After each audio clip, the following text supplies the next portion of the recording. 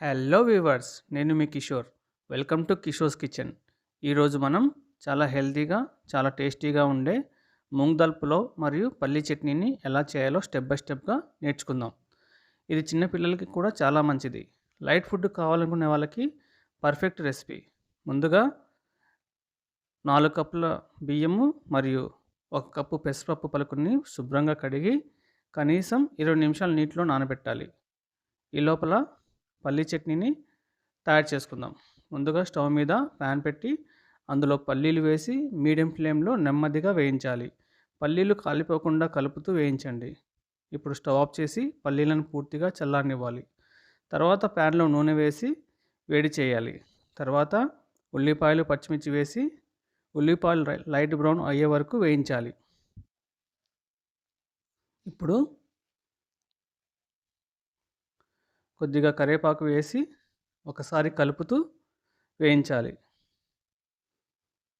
తర్వాత 3 వెల్లుల్లి రెబ్బలు వేసి ఒకసారి కలపండి. తర్వాత టొమాటోలను వేసి అవి బాగా మెత్తగా అయ్యే వరకు వేయించాలి. బాగా కలుపుతూ వేయించాలి. తర్వాత కొద్దిగా చింతపండు వేసి ఒకసారి కలపండి. చివరిగా కొత్తిమీర వేసి బాగా కలుపుతూ వేయించాలి. తర్వాత మూత పెట్టి ఒకసారి మగ్గనివ్వండి. ఇప్పుడు ఒకసారి కలుపుతూ స్టవ్ని బాగా ఆఫ్ చేసి స్టఫ్ని పూర్తిగా చల్లారనివ్వండి. ఇప్పుడు మిక్సీ జార్లో వేయించిన పల్లీలు వేసుకోండి. దానికి రుచికి సరిపడా ఉప్పు వేసి గ్రైండ్ చేయండి. తర్వాత వేయించిన స్టఫ్ వేసి కొంచెం కొంచెంగా నీరు వేసుకుంటూ స్మూత్గా గ్రైండ్ చేయాలి. చట్నీ చాలా మందంగా లేదా చాలా పలుచగా కాకుండా పర్ఫెక్ట్ కన్సిస్టెన్సీ వచ్చేలాగా చూసుకోండి. ఇప్పుడు ఈ చట్నీని ఒక సర్వ్ బౌల్లో తీసుకోండి. ఇప్పుడు కుక్కర్ని స్టవ్ మీద పెట్టి నూనె వేయండి. నెయ్యి లేదా నూనె వాడుకోవచ్చు. నెయ్యి వేస్తే పులావ్ చాలా ఆరోమాటిక్గా ఉంటుంది. నూనె వేడి అయ్యాక చెక్క, లవంగ, యాలకులు, మిరియాలు వేసి మంచి సువాసన వచ్చే వరకు వేయించాలి. ఇప్పుడు ఉల్లిపాయలు, పచ్చిమిర్చి వేసి ఉల్లిపాయలు లైట్ బ్రౌన్ అయ్యే వరకు వేయించాలి. ఇప్పుడు కరివేపాకు వేసి ఒకసారి కలపండి. తర్వాత మెంతి ఆకులు వేసి బాగా కలుపుతూ వేయించాలి. పచ్చివాసన పోయే వరకు మంచిగా వేయించాలి. వేగిన తర్వాత అల్లం వెల్లుల్లి పేస్ట్ వేసి 2 నిమిషాలు కలపాలి. బాగా కలిసిపోయిన తర్వాత ఇప్పుడు ముందుగా నానబెట్టుకున్న బియ్యము, పెసరపప్పు పలుకులు వేసి జాగ్రత్తగా మిక్స్ చేయాలి. బాగా కలుపుతూ నెమ్మదిగా మిక్స్ చేయాలి. బియ్యం విరగకుండా చూడండి. జాగ్రత్తగా కలపండి.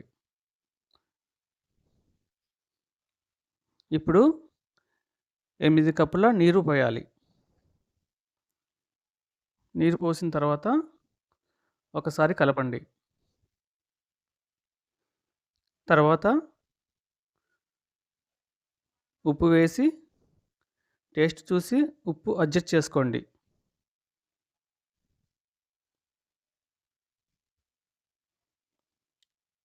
బాగా కలిపి ఒకసారి చెక్ చేసుకోండి. తర్వాత కొత్తిమీర వేసి ఒకసారి కలపండి.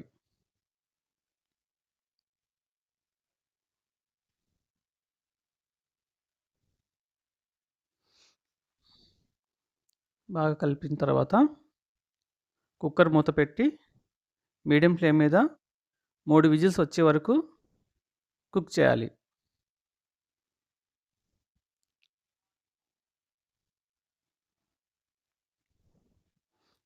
ఇది చిన్నపిల్లలకి లంచ్ బాక్స్కి కూడా బాగా ఉపయోగపడుతుందండి. చిన్నపిల్లలకి మంచి ఫుడ్ ఇది. చాలా ఇష్టపడతారు ఫుడ్ ఇది. 3 విజిల్స్ అయిపోయాక ప్రెషర్ పూర్తిగా తగ్గిన తర్వాత కుక్కర్ ఓపెన్ చేయండి. ఇప్పుడు గరిటె తీసుకొని సాఫ్ట్గా కలపండి. చూడండి ఫ్రెండ్స్, మన మూంగ్ దాల్ పులావ్ ఎంత పర్ఫెక్ట్‌గా గింజలు విడివిడిగా వచ్చాయో. ఈ మూంగ్ దాల్ పులావ్‌ని ఒక ప్లేట్‌లోకి సర్వ్ చేసుకుందామండి.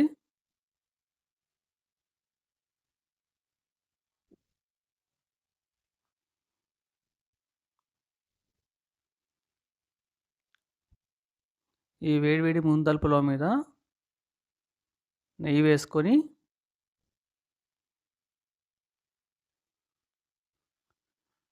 ఈ మూంగ్ దాల్ పులావ్‌కి పల్లీ చట్నీ లేదా ఆనియన్ రైతా లేదా సింపుల్ పెరుగుతో సర్వ్ చేస్తే టేస్ట్ డబుల్ అవుతుంది. మీకు ఈ రెసిపీ నచ్చితే వీడియోకి లైక్ చేయండి. మీ ఫ్రెండ్స్‌తో షేర్ చేయండి. ఇంకా ఇలాంటి హెల్తీ రెసిపీస్ కోసం ఛానల్‌ని సబ్స్క్రైబ్ చేయడం మర్చిపోవద్దు. మళ్ళీ ఇంకో కొత్త వీడియోతో కలుద్దాం. ధన్యవాదాలు.